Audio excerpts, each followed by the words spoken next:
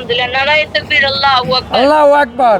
এই যে 30 বছর পর আন্টি, সবার স্লোগান এখন নারায়ে তাকবীর, আল্লাহু আকবার। আল্লাহ আছেন, আল্লাহ আছেন। জি আন্টি, আমরা বুঝতে পেরেছি জি। এই যে 30 বছর একটি দেশের মানুষের হৃদয়ে গেঁথে যাওয়া সেই চিত্রনায়ক জনপ্রিয় সালমান শাহ, ওনাকে এমন কেউ নেই যে পছন্দ করেন না, ছোট বড় সহ।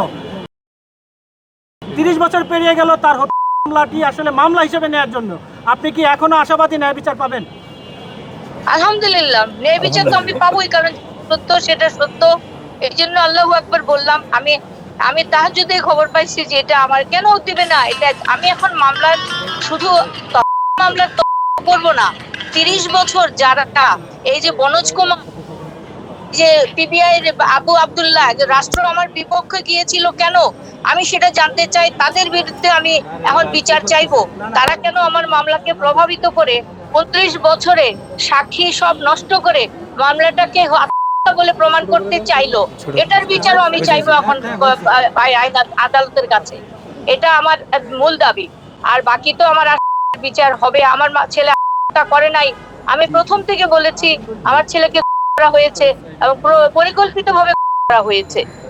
আমি দেশবাসীর কাছে অত্যন্ত কৃতজ্ঞ। আজকে এই বাচ্চাদের জন্য আমরা এই বিচারটা পেলাম। সর্বত আল্লাহ আমাকে সাহস জুগিয়েছেন, আল্লাহ আমাকে 30টা বছর মামলাটা জিয়ে রাখার শক্তি দিয়েছেন, না হলে হতো না। আপনারা সবাই ছিলেন বলে আমার লাখ লাখ সন্তানরা আছে। আপনারা দ্বিধা করবেন না, আমরা মামলাটা জয়ী হব। জয়ী বিজয়ী কোনো ব্যাপার না, আমরা সালমান শাহকে তো পাবো না, কিন্তু যে আমার ছেলেকে দেওয়া হয়েছিল সেটা খণ্ডন হবে। এবং এই যে এভাবে যেন আর কোনো অন্যায় না হয়। কিন্তু আমি এই মুহূর্তে থেকে আমি বনোজ কুমার, পিপি আব্দুল্লাহ সহ এই পুরো ইয়েটা যারা করেছে 29 বছর মামলাটাকে, এবং যে জজরা পরিকল্পিতভাবে সরাই দিচ্ছেন, যারা রায় দিতে গিয়ে তারা মিথ্যা করে দিচ্ছেন, তাদের বিরুদ্ধেও আমি আইনসঙ্গত বিচার চাই। আপনাদের সবাইকে ধন্যবাদ। দেশবাসীর কাছে আমি কৃতজ্ঞ, আমৃত্যু কৃতজ্ঞ থাকবো। আপনাদের কিন্তু এখন আমাকে সহযোগিতা করার দরকার হবে, আপনারা সঙ্গে থাকবেন ইনশাআল্লাহ। আরেকটা শেষ প্রশ্ন একটু জানতে চাই খালামণি, সেটা হচ্ছে এই যে মামলা হিসাবে নেয়ার জন্য থানা পুলিশকে নির্দেশ দিলেন আদালত, এই মামলার কার্যক্রম অংশগ্রহণ করতে আপনি দেশে ফিরে আসবেন, কখন আসছেন যদি একটু জানাতেন? আমি নিশ্চয়ই আসবো, আমি কেন আসবো না, আমি তো আসবোই। আমি আপনারা জানতে পারবেন, আসবেন, মামলা স্টার্ট হবে, সবকিছু হবে। আপনারা সহযোগিতা করবেন। দেশবাসী সবার কাছে আমার আহ্বান, যে যেখানে পাবেন আমাদের, আপনারা সবাই চিনেন আমার আসামি না, এরা সবাই আপনাদের, যে যেখানে পারবেন সহযোগিতা দিবেন।